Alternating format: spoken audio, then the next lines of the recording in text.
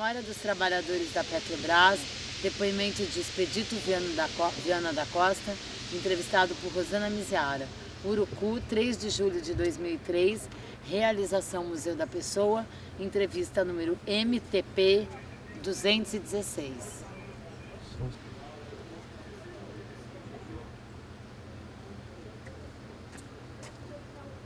Tá? Ok, gravando. Expedito, você pode falar seu nome completo, local e data de nascimento? Expedito Viana da Costa, nascido a 22 de maio de 58, no município de Garapé-Miri, do estado do Pará. Espera só um pouquinho, corta. Com quanto? Gravando. Expedito, em que ano e por que você entrou na Petrobras? Como é que foi o seu ingresso na Petrobras? Eu entrei na Petrobras em 3 de maio de 1979, na atividade de telecomunicações, eu era operador de radiotelefonia. Antes eu já trabalhava no sistema, em telecomunicações, mas em empresas contratadas da Petrobras. Aí pintou a oportunidade do concurso, eu fiz o concurso e passei, estou até hoje na empresa. E por que você escolheu assim? Qual que era a imagem que você tinha da Petrobras? O que te levou a prestar esse concurso? A imagem da Petrobras, na época de 79, é que ela era como é até hoje, uma grande empresa, e você tinha uma perspectiva muito grande de crescer, de melhorar de vida, vamos dizer assim. E como é que era telecomunicações naquela época? Bom, as telecomunicações naquela época... Aqui, sobretudo na região amazônica. Exatamente. Se definia somente em radiotelefonia e telegrafia. Você não tinha facilidade do telefone, era só radiotelefonia e a grafia, no caso. Que as correspondências, os documentos eram feitos através de operadores de telefonia ou telegrafistas, através do código Morse. Como é que é? Você tinha que... Não, a telefonia você ficava com fone, a pessoa te passava as mensagens, você copiava através de que chamava radiograma e boletins. Tinha boletim de perfuração das sondas, boletim de geologia, e quando a sonda entrava em produção, entrava o boletim de produção.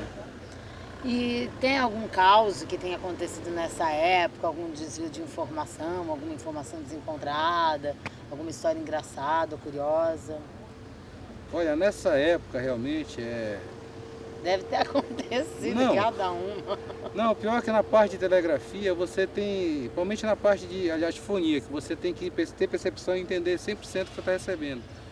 Mas casos assim que eu me lembro na época, devido à época que a gente trabalhava no regime totalmente, era a empresa, o governo, era um governo militar, então você não tinha aquela facilidade que você tem hoje de... E como eu trabalhava em terra, não tem os caos realmente aconteciam, mas mais em locais distantes, locais remotos. Você não lembra de algum que tenha te contado? Não, nessa época, sinceramente, não. E aí, depois você ficou quanto tempo nessa função? 10 anos. E depois? Passei para a área de perfuração em 84. Aonde? Primeira viagem eu fiz para o Maranhão, na base do Caeté. Caeté, Barreirinhas, tive no Médio Amazonas, Porto de Mós. Aí nessa época assim, você encontra algumas coisas aí relacionadas como você fala, alguns causos, né? De pessoas colegas nossos, né? Que da gente não fala, né? Fala, conta um. Um caso muito interessante, um colega nosso que já aposentou, o Barreto, que o Barreto, ele era militar, né? Veio do militarismo, um ser humano fora de série, está aposentado, ainda é vivo, tem um bom tempo, uma boa idade. Então o Barreto tem muitas histórias. O Barreto tem um caso aqui no Gavião que fala do Barreto. Isso foi um fato verídico, não foi nem caso. Que o nosso engenheiro responsável aí chegou com esse: seu Barreto, tem esse envelope que não pode deixar de ir para Manaus. E o seu Barreto então pegou o envelope e disse: doutor, para não me esquecer, eu vou colocar o envelope embaixo do braço aqui. Ele foi para o aeroporto despachar o avião. Despachou do embarque, conferiu, ele passa, disse: comandante, está pronto para sair, pode sair. Aí o comandante acionou, porque motor não era turbina, né? Acionou os motores. Quando ele começou a fazer o táxi, que ele olhou para baixo do braço o envelope. E ele segurava o avião, que era aquele DC-3 com a cauda aí embaixo, e ele puxava o avião pela cauda. Para, que tem envelope do doutor para mandar. E o comandante não escutava nada e foi embora e ficou esquecido o envelope.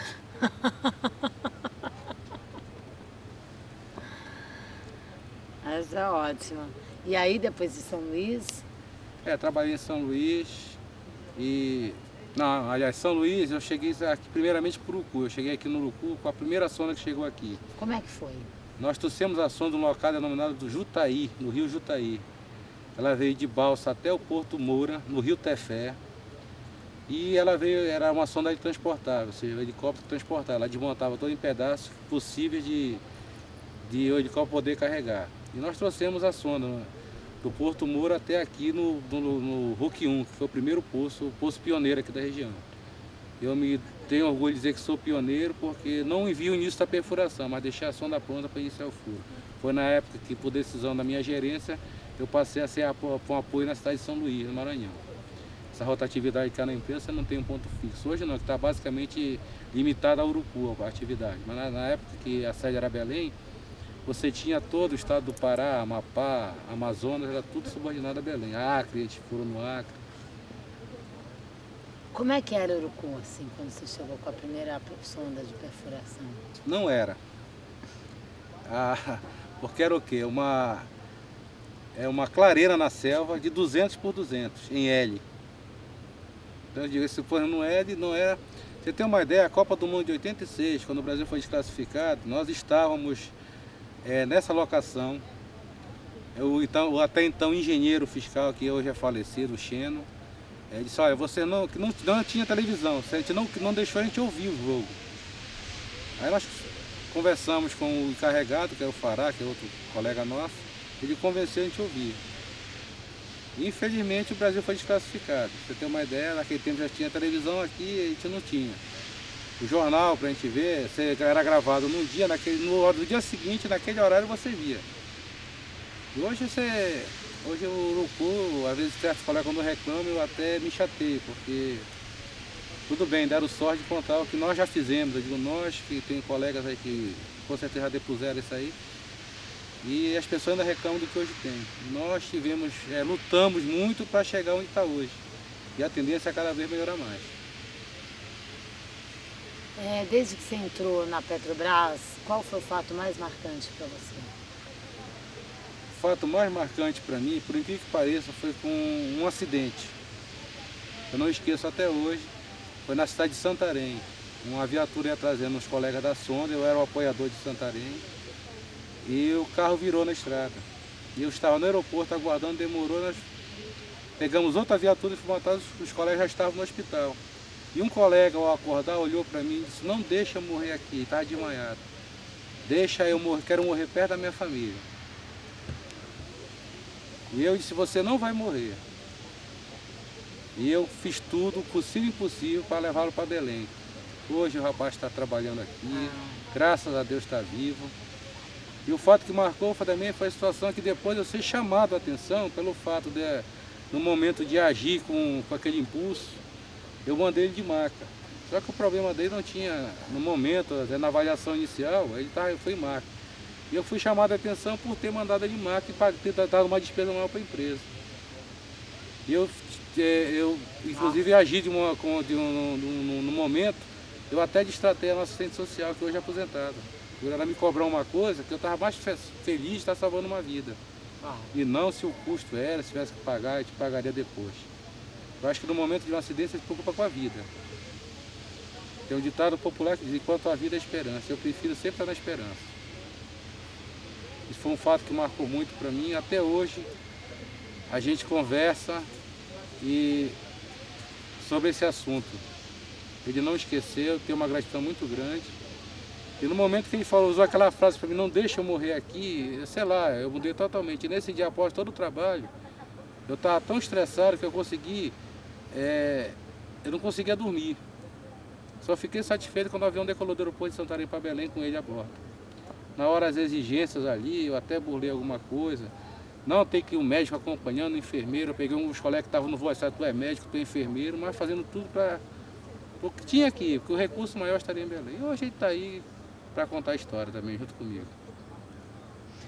Expedito, tem algum fato que você queira deixar registrado? Que eu não perguntei, deve ter muitas coisas, né, que eu não tenha perguntado, mas que você acha importante priorizar e deixar gravado? Olha, realmente, o que eu gostaria de deixar, como a gente está fazendo esse trabalho, está sendo feito para os que estão vindo ainda na empresa, eu gostaria que as pessoas amassem essa empresa como nós aprendemos a amar. Porque eu espero daqui mais algum pouco ano, não muito, estar me aposentando. E que aqueles colegas novos que vierem, que procurem vestir a camisa dessa empresa. Que essa empresa é uma frase que na época que eu entrei, que a gente colocava em todo o telegrama que recebia. E essa frase ela vai para mim até hoje. Que dizia assim, a Petrobras é grande, vamos fazê-la maior. E essa vontade eu deixo para os que estão vindo aí, que ela continue grande cada vez maior. Essa é uma frase que foi criada não sei por quem, mas que em todo telegrama e boletim você botava no final lá, a Petrobras é grande, vamos fazê-la maior. Isso foi uma coisa que ficou, e eu deixo essa mensagem, se usava nos telegramas. Você faz o telegrama, tudo lá embaixo e vinha essa frase. A Petrobras, quem soltou não essa? sei, quando eu entrei já tinha. Então foi um fato que marcou muito. E eu acho que para deixar para o pessoal que está entrando, que faça da Petrobras cada vez a empresa maior. Com trabalho, dedicação, para que os nossos filhos, netos se orgulhem dessa empresa e dizer, meu pai, meu avô trabalhou na Petrobras. Obrigada, Expedito.